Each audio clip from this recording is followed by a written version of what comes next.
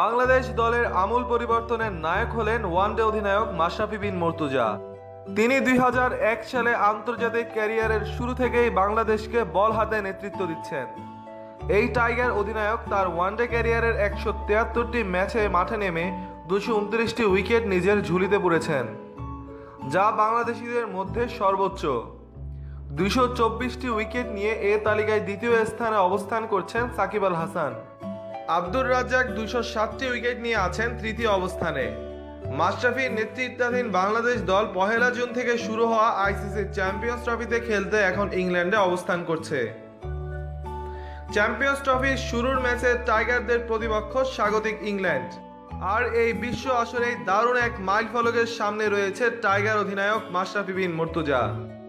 ইংল্যান্ডের বিপক্ষে চ্যাম্পিয়ন্স ট্রফির প্রথম ম্যাচে মাশরাফি উইকেটের দেখা পেলেই প্রথম বাংলাদেশি ক্রিকেটার হিসেবে ওয়ানডে ক্রিকেটে বিদেশের মাটিতে বা নিরপেক্ষ ভেন্যুতে 100 উইকেট নেওয়ার গৌরব অর্জন করবেন তিনি।